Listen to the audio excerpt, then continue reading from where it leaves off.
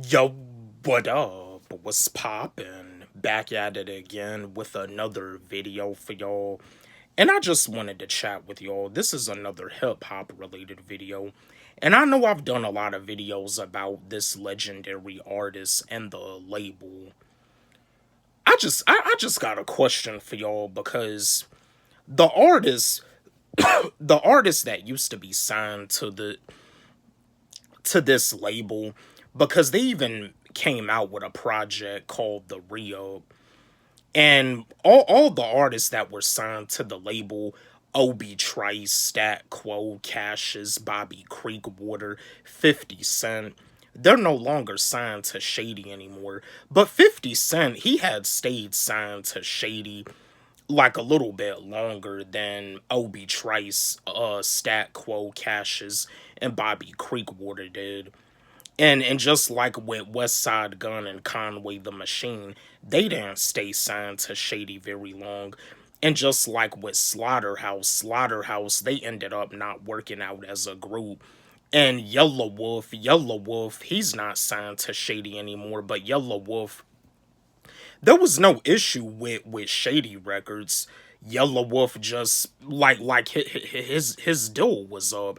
He signed the contract to Shady Records for, I think, like maybe a 4-year deal, a 3-year deal, and the deal was up. So yeah, Yellow Wolf went to go do his own thing independently with his own label Slamerican. But I just got a question for y'all. When it comes down to the rap game, is Shady Records one of the worst major labels for a rapper to sign to in the rap game? My fellow Eminem fans, let's chat, let's have a discussion about this. And let me remind y'all, I am not at all dissing Eminem. I'm not dissing Eminem at all. I would never diss Eminem. Eminem is number one in my top five. I would never diss Eminem. I'm not dissing Eminem at all. I mean, because that's the thing about it, though. That's the thing about it. When it comes down to a label like Shady Records, it does seem that Eminem and Paul Rosenberg, he gives the artist creative freedom, but I guess in some ways the artists are just not satisfied with the way things are working. They feel that like their career should like be at the top, but it's like something is holding them back. But that's why I'm making this video. Like, do y'all feel that Shady Records is like one of the worst major labels for a rapper to sign to in the rap game? Let's have a discussion about this. Now, have I ever been signed to a major label? No. But with the stuff that I see, do I feel Shady Records is like one of the worst major labels for a rapper to sign to? Well, when it comes down to artists having creative freedom and being able to rap about whatever they want to rap about, I would say with that, it's the best major label for a rapper to sign to.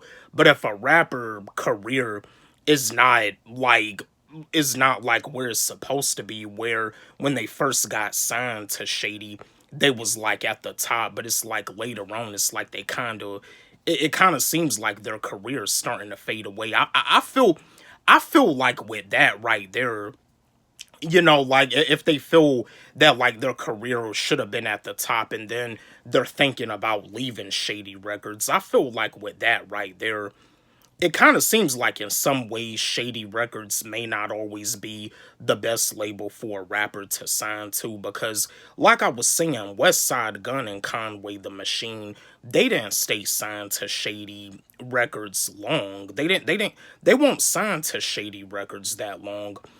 And then like with Slaughterhouse, they ended up not working out as a group. But Joe Budden is the main reason why Slaughterhouse didn't work out as a group.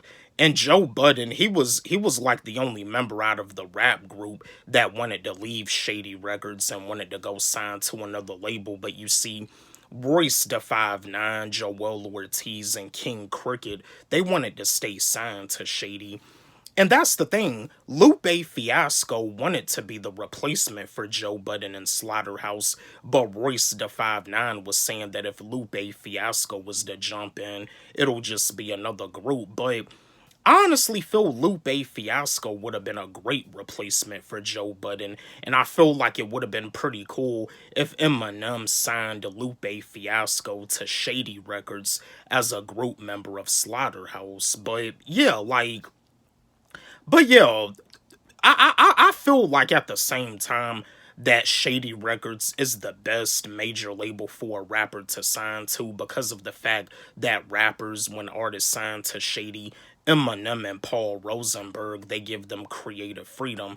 But if an artist is not satisfied with the deal, or if the artist feels like they should be more like at top of their game, or even if the artist feels like they're not being promoted correctly, I mean, it kind of seems like, Shady Records has like its pros and its cons. Because I think that's what the situation was with Obi Trice. Like, Obi Trice, he ended up leaving Shady Records in 2008 because I think it was a situation about him not being promoted correctly. But it wasn't no beef with Eminem, and it won't no beef with Paul Rosenberg. Obi Trice and Eminem are still homies to this day. Obi Trice and Eminem are still brothers to this day. Like, yeah, it was no beef with Eminem at all, but it's just, with how the music industry is when it comes down to labels and distribution, because the distribution for Shady Records is Interscope Records, and you see Jimmy Iovine, he's a part of that Interscope Records. But I feel like Shady Records, like the pro of it, like when an artist signs to Shady Records, they have creative freedom.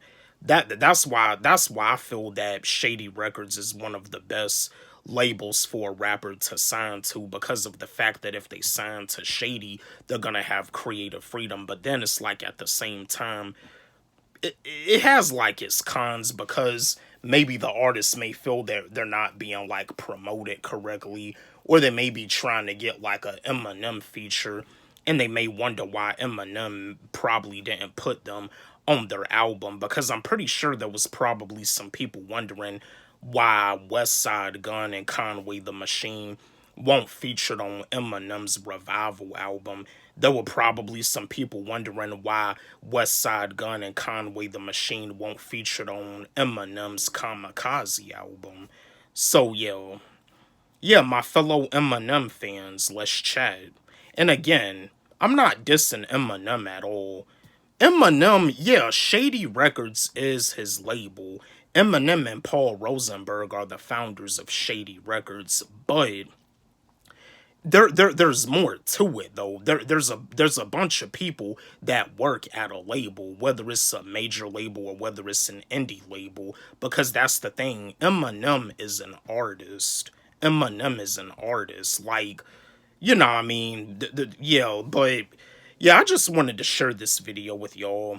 Don't forget, like, subscribe, hit the notification bell on my channel, comment, share, like the video. And again, my new song, I Can Be Your Ghostwriter, it's a diss track aimed at Dax. It's on my YouTube channel, and it's also on my SoundCloud. You can follow me on SoundCloud at Wally G. It's also on my TikTok. You can follow me on TikTok at WallyG25. Let's run it up. Let's blow it up. Love y'all.